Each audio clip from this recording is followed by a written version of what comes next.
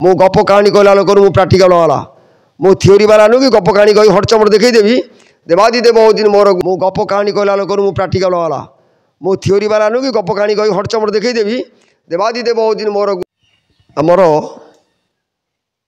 पृथ्वी भितर अनेक हजार हजार लक्ष लोक पहाड़ पर्वत अच्छी ता भितर सर्वश्रेष्ठ पर्वत बा गिरी 8 खंड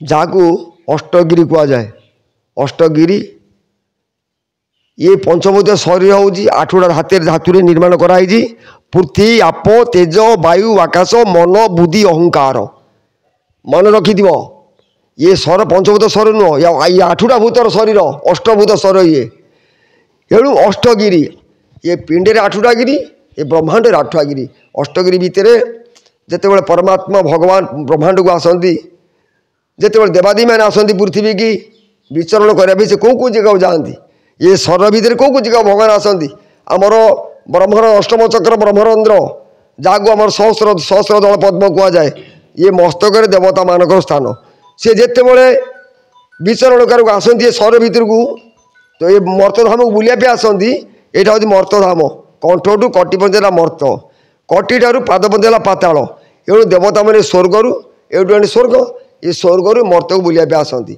से कौ स्थान में विश्राम करती नाभि हृदय कंठचक्र ब्रह्मरंध्र ये 4टा हूँ विशेष देवता मानक रहणी स्थान जहाँ को महापुरुष मैंने लिखिं जहाँ को आमर उपनिषद ऋषि मुनि मैंने लिखिदे गले सुसुप्ति हृदयस्तु तुरीय मूर्धनिष्ठ स्थित सुसुप्ति अवधारे जो हृदय को गले देवता मैंने हृदय आसिक प्रवेश करती तापर ब्रह्मांड रे महेंद्र मलय पर्वते ये रूपे क्षेत्र अच्छी जेते ये सर्वस्थान हरि प्रिय एणु तू न कर संदेह श्रीमद् भागवत कहले भगवान व्यासदेव संस्कृति लिखिले कलिजुगर व्यासदेव आमर हूँ जगन्नाथ दास सी ओडिया भाषा लिखिदे गले स्त्री शूद्र पतित चांडाले समस्ते भागवत पाठ करेंगे करें निजर मानवीय धर्म कर से जानवे से भागवत कहले ये जो कथाटी आपण मान पाखे कहली एणु महेंद्र मलय पर्वते महेंद्र पर्वत जोटी भगवान परशुराम अच्छे जो 26 वर्ष जहाँ पाद शरण पशिकी मु आश्रम खंड से सुजोग देती महेंद्र मलय पर्वत बोली हिमालय पर्वत तापर विंध्यगिरी पर्वत तापर खंडगिरी महेंद्रगिरी विंध्यगिरी खंडगिरी और रत्नगिरी एमती 8टा गिरी अच्छी ये जो गिरी मानक अन्य पहाड़ ऋषिमुनि मैंने अच्छा किंतु जो माने जोग सिद्ध पुरुष जो माने निजक अमरत्व कर खंडगिरी अच्छा महेंद्रगिरी अच्छा हिमालय गिरी अच्छा हिमालय तो लक्ष लक्ष साधु ऋषिमुनि मैंने भर तपस्या अच्छा एणु आम जो खंडगिरी जो खंडगिरी कुंभ मेला है कहीं नागा साधु मैंने कौन सी आमर गुप्त गंगा राधाकुंड श्यामकुंड पहाड़ पर जो अच्छी जो पुष्करणी तापर गुप्त गंगा जो नागा साधु मैंने आसुँच नागा साधु महापुरुष मालिका लिखिं ओडिशा को आसवे धर्म स्थान मानक जाकि लीला करेंगे ध्वनिकुंड पकेबे ये कर्म क्रिया करेंगे जे खंडगिरी जो गुप्त स्थान गोटे तपक्षेत्र खंडगिरी दक्षिण भागे रहा किए ना एकाम्बर क्षेत्र जो भगवान शिव माँ पार्वती की ज्ञान बुझे जोटी बिंदुसागर जो जलस्पर्श कले मनुष्य अपवित्र मनुष्य पवित्र हुए तार दक्षिण दिगरे बिंदुसागर ये खंडगिरी पर्वत ता साइड उदयगिरी खंडगिरी जो गुंफा अच्छी गोटे सुड़ंग अच्छी उदयगिरी को खंडगिरी गोटे गुंफा अच्छी चलिकी जाए रोड गोटे मनुष्य ठियाई जापर ताद प्रमाण महापुरुष लिखिं एणु खंडगिरी गोटे एभली सिद्ध क्षेत्र हे सज्जन सी गोटे तपक्षेत्र भविष्य से ऋषिमुनि मैंने तपस्या करती आम जो जागमरा जगन्नाथ मंदिर होती जागमरा बेल जहाँ कहते जो गाँटा से जागमरार राक्षस मैंने रोते आगे पूर्व से राक्षस मैंने कौन करती ना जो ऋषिमुनि मैंने जाकि से यज्ञ आश्रम करते यज्ञ आयोजन करती से राक्षस मैंने आसिक से यज्ञ गुण को नष्ट करी भांगी छिन्न छत्र कर दिखती एणु ता ना है जागमरा एणु जहाँ कालक्रमे से असुर मैंने ध्वंस हो जाती बर्तमान देवता मैंने आसिकी बास कर जागमरा गाँव में जोटि बर्तमान जो मैंने बर्तमान खंडगिरी जो महाकुंभ मेला साहय सज आम कर जागमरा लोक माड़ी आसुँच से साधुसंत मानक सुरक्षा दबा से केमी भलरे प्रोग्राम सारिकी धर्म कार्य करी भले भले फेरवे खंडगिरी गोटे एभली क्षेत्र जो अनेक नारी नागा साधु मैंने आसुँच खंडगिरी कहीं अनेक नारी नागा साधु मैंने आसुँच से कुआड भी जाऊँ से भारतीय संस्कृति आमर देवता दानव यक्ष रक्ष किन्नर अनेक प्रकार जीव सृष्टि होती देवता माने रहिले देवलोक असुर माने रहिले ये भूपृष्ठ यक्ष आमे जहाँ यक्ष कहूँ जे धन भंडार कुबेर जहाँ पास धन अच्छी यक्ष रक्ष किन्नर किन्नर बोले जो मैंने आमको गाड़ी घोड़ा जो मागुच पैसा किन्नर जहाँ आम छका बोली कहूँ से आम ठार ऊर्धे अच्छा से देवंशी आम ठारू स्थान हूँ ऊर्धे आम नमस्कार करी आम नमस्कार कले कि पैसाटे देले आमर भगवान आशीर्वाद मिल एणु से आमर जो नागा साधु जो माँ मैंने जो नारी मैंने नागा साधु सब सन्यासी नहीं एणु से सब साधारण लोक नुहति उलग्न होकर आम साधना करवा उलग्न होकर आम परिव्राजक हवा से कौन भावती जिते से उलग्न हो जाती से निज कौन भावती जे मु मूर्त मु जीवित नुह मु मरी जाइछि मु जीवित अवस्था चालू ना से निजक मूर्त मूर्तु मत मृत्यु हो जाए से भावना करती जेहेतु ये भावना भर आसूँ कर काम भाव जात हम ना कि कौन इंद्रिय स्पर्श करने इच्छा करेंगे ना कौन सी प्रकार कुभावना मन भर आसो ना से देवता एणु तापर से तपस्या करी साधन करी ऊर्ध्व स्थलू से चली जाइए ये भारतीय संस्कृति बुझा तो सहज नुह कहीं ना जिते बड़े आमर भगवान शंकराचार्य आसिले से दशनामी सन्यासी सृष्टि कले गिरे पुरे भारते वन अरण्य पर्वत हंस परमंश एमती 10 प्रकार से सन्यासी सृष्टि करदेगले जो नागा साधु मैंने खंडा तरवाल धरी बुलूँ से ये साधु मानक ये जो दशनामी सन्यासी मानक से सैनिक सुरक्षा देवे से साधु किंतु से अधिकार द्वारा तुम्हें खंडा धर जी बदमाश कर तुम्हें घौड़ेब एणु ये संस्कृति सनातन वैदिक संस्कृति बुझा ये सहज कथा नुह अनेक जन्मर तपफल थे अनेक जन्मर कर्मफल थे बहुत जन्मर पुण्यफल थे आमको ये वैदिक संस्कृति बाबद आम किसी धारणा आसो ये जो धर्म ये जो प्रकार नारी माने पुरुष माने उलग्न होकर बुलूँ जो यज्ञ हो कि घोरी गारे ना विभूति भूषण होकर बुलूँ केते बड़ कष्ट जीवन यापन से कर संप्रदायर नागा साधु मान से जोटा कहली जो नागा साधु माने आमर जो गिरी पुरी भारती पर्वत हाँ सब सागर ये जो जो दशनामी सन्यासी अच्छा से गोटे गोटे संप्रदायर सन्यासी से माने एणु से सब नारी माने उलग्न हो पारे ना गोटा निर्दिष्ट संप्रदाय अच्छी से संप्रदाय जे दीक्षित हम से पुरुष हो चाहे स्त्री हो से उलग्न हो रहीपर तांकर कौन सी प्रकार कामना बासना हृदय नथिबो प्रकृत जने भक्त किमी जाने नागा साधु किसी तो अनेक देखा पड़ी फेक नागा साधु बुलूँ पैसा इनकम प्रकृत नागा साधु किमी भक्त चिन्ह पारे नहीं कली तो मनुष्य चिन्ह पारे नहीं लेकिन महापुरुष अरे कपटी लंपटी माला बंधा जदि खोजुण पूजा करेंगे जितेन्द्र धार्मिक देखी पापी वृंद ताकू ग्रामरु तड़ीण देवे रे हे रामचंद्र महापुरुष राम ये कपटी लंपटी माला बंधा जदि खोजुण पूजा करेंगे जितेन्द्र धार्मिक देखी पापी वृंद ताकू ग्रामरु तड़ीण देवे जिते बड़ ज्ञानी हुआ जिते बड़ साधन साधक होता तुम कहीं खाया पाइब नहीं गोटे कपटी लंपटी हट चमड़ शिखिथब हट चमड़ देखी देव हाँ से पुंडरीक वासुदेव रूप होदेव सब जा लोक तारी पाखे गधा हे ये जे प्रकृत जन सत साधु सी खाया पाइब नहीं ये लेखा आज महापुरुष लिखिं व्यासदेव मालिका लिखिं एणु मीमांसा कर तुम केमी जान किए तुमको कह ना जान केमी ନା ସାଧୁ ସଙ୍ଗ କଲେ। ଏ ଜୀବ ସାଧୁ ସଙ୍ଗ ବିନୁ ଲଭି ନ ପାରେ ମୋର ତନୁ। ଯେ ନିତ୍ୟ ସାଧୁ ସଙ୍ଗ କରେ ସର୍ବ କଳମୁଷ ଦୋଷ ହରେ। ମୁଁ 11-12 ବର୍ଷ ବୟସରୁ ମୁଁ ଏ ଲାଇନରେ ପଶିଛି। ଏଇ ମୋ ଗାଁରେ ଯେଉଁ ଜନ୍ମସ୍ଥାନ ମୋର ଏ ଅଞ୍ଚଳରେ ସେ ବଡ଼ ବଡ଼ ବୁଢ଼ା ବୁଢ଼ା ଲୋକ ଥିଲେ। ସେ ଆମ ଏଇ ହୁରା ସାହିର ମଧୁ ଦାସ, କୃଷ୍ଣ ଦାସ, ଆଉ ସେ ଆମର ବାଜୁ ମହାନ୍ତି, ଭିକାରୀ ବାରିକ, ଆଉ ଏମିତି ଅନେକ ସବୁ ଥିଲେ। ମୁଁ ସେତେବେଳେ ଛୋଟ, ତାଙ୍କ ପାଖରେ ଛୋଟ। ସେ ମୋର ଅଜା, 80 ବର୍ଷ 70 ବର୍ଷ 75 ବର୍ଷ ବୁଢ଼ା ସେମାନେ ଥିଲେ। ସେ ମୋର ଯେ ମାର୍ଗଦର୍ଶକ, ମୋତେ ମାର୍ଗ ଦେଖେଇଥିଲେ। ହାଡ଼ିବନ୍ଧୁ ମହାନ୍ତି ଏ ପାଖରେ ଆମର ସେ ଜଣେ ଟିଚର ଥିଲେ, ସେ ଦେହ ଛାଡ଼ିଗଲେଣି। ହାଡ଼ିବନ୍ଧୁ ମହାନ୍ତି ଏମିତି ଅନେକ ଲୋକ ଥିଲେ।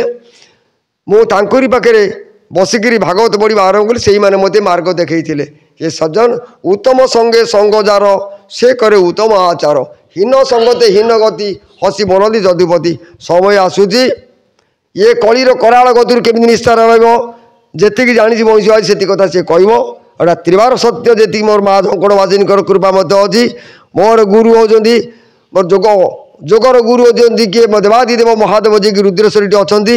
ଗୁରୁ ଯିଏକି ଶିବ ଯେଉଁ ଜ୍ଞାନକୁ ମା ପାର୍ବତୀକି ଦେଇଥିଲେ, ସେ ଜ୍ଞାନ ମଧ୍ୟ ମୋତେ ସେ କିଛି ଆଶୀର୍ବାଦ କରିଛନ୍ତି। ଯାହା ଯେଉଁଟା ଚିନ୍ତା କରୁଛୁ ତୁ ସେଇ ଜ୍ଞାନର ଅଧିକାରୀ ହେବୁ। ହେ ସଜ୍ଜନ, ଆମେ ସେତିକି ନମ୍ରତା, ସମସ୍ତଙ୍କୁ ଗୁରୁ ବୋଲି ଭାବ, ନିଜକୁ ଶିଷ୍ୟ ଭାବେ ରଖ। ଆମେ ଯେ ନିଜକୁ ଶିଷ୍ୟ ଭାବେ ନ ରଖିବା, ବର୍ତ୍ତମାନ ଲେଖିଛେ ମହାପୁର, ସଭ୍ୟ ହେବା ପାଇଁ ମନ ବଳାଇବେ, ସେବକ ନ ହେବେ କେହି।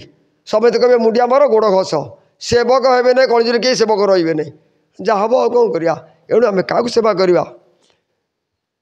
ଗୁଣ ଚିହ୍ନେ ଗୁଣିଆ, ଇଏ ରଙ୍ଗ ଢଙ୍ଗ ଦେଖେ ପଡ଼େ ନା ଭୁଲେ। ଆମେ ରଙ୍ଗ ଢଙ୍ଗରେ ପଡ଼ିଗଲେ। ଏଣୁ ଇଏ ରଙ୍ଗ ଢଙ୍ଗ କିଏ ଆମକୁ ନିସ୍ତାର ଦେବ।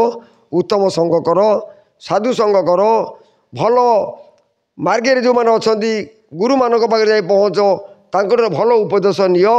ହେଲେ ସାଧୁ ଚିହ୍ନିବ। ବଣିଆ ପାଖକୁ ସୁନା ଦେଲେ ସିଏ ଚିହ୍ନିବ ନା। ଆଉ ତ ମୋତେ କହିବ ସୁନାଟା କ'ଣ କହ, ମୁଁ କହିପାରିବି? ମୁଁ କହିପାରିବିନି। ମୁଁ କ'ଣ କହିବି? ମୁଁ ସାଧୁ ଚିହ୍ନେଇ ଦେବି। ବାବରେ ଏଇ ଲୋକ ପାଖକୁ ଯା, କିଛି ଜ୍ଞାନ ନେ, ଏଇପାର ଯାଇ ପଛେ ବୁଝୁ। ଏଣୁ ମୁଁ ସାଧୁକୁ ଚିହ୍ନିଛି, ଯେହେତୁ ଶାସ୍ତ୍ର ପଢ଼ି ସାଧୁ ସମାଜରେ ଅଛି। ମୁଁ ସାଧୁ ଚିହ୍ନିଛି। କ'ଣ କାହାକୁ ସାଧୁ କୁହାଯିବ? ଇଏ ନାଲିଆ ପିନ୍ଧିଦେଲେ କାହାକୁ ସାଧୁ କୁହାଯାଏ ନାହିଁ। ସାଧିଲେ ସାଧୁ ବୋଲାନ୍ତି, ଜଗିବାରୁ ଯୋଗୀ, ଜଗିଲେ ଯୋଗୀ, ସାଧିଲେ ସାଧୁ।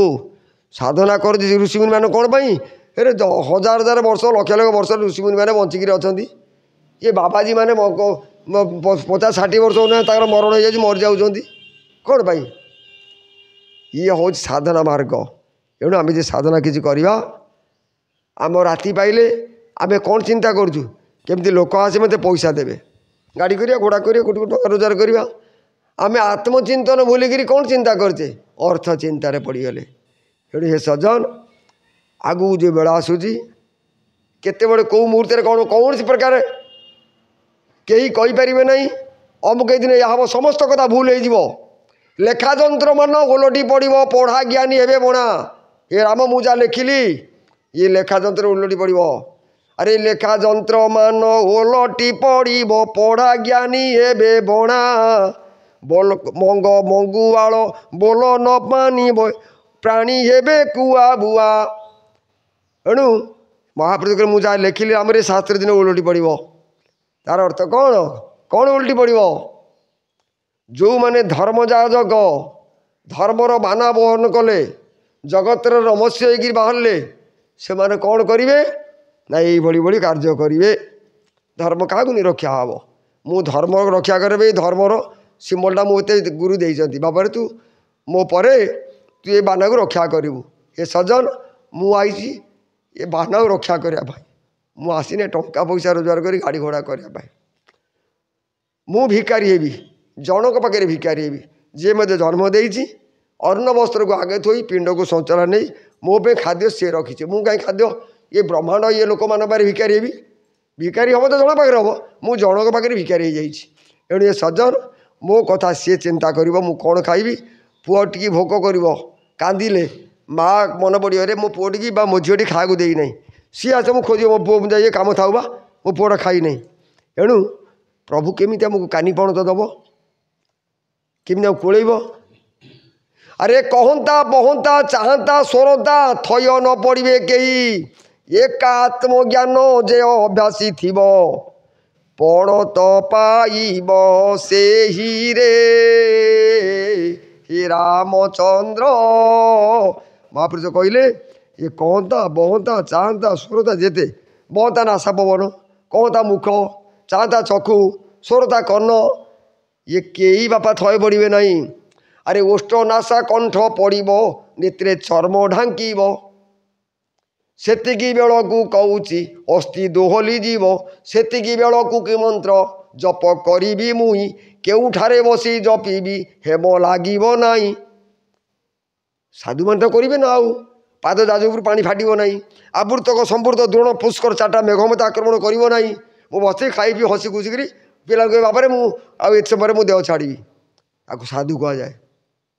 तेणु आम ताकू भूलिक निज कथा को छाड़ी देकरी आम कौन कले एणु हे सज्जन माँ बेसी किसी कहूनी एणु आगू कहबी केतरा कथा निर्देश अच्छी कहवाई केतरा कथा प्रकाश करने महापुरुष मना कर चेतुआ भक्त मानक निमंते 318 खंड मुझा लिखिली चेतुआ भक्त मानक जो मैंने भक्त उपनिषद कहले न पुत्राय न च शिष्याय जे पुओ को कहबनी शिष्य को कहबनी क्या कह अरे उत्तम जन को कही ज्ञान धीर धैर्य शांत जार मन कोमल कहवा हृदय निर्मल ए दयालु पुणी जे क्षमाशील ए हेमंत जन को ए ज्ञान कही ए कपटी दाम्भिके यहाँ न कही जहाँ कहली मु शुण रे बाबू ए गुरु को सेविले पाइबू सबू किसी नहीं आम कौटू सब कहवा एणु गुरु मैंने कहे साधु मैंने कहे भय कर नहीं ये हूँ उत्कल जगन्नाथ धाम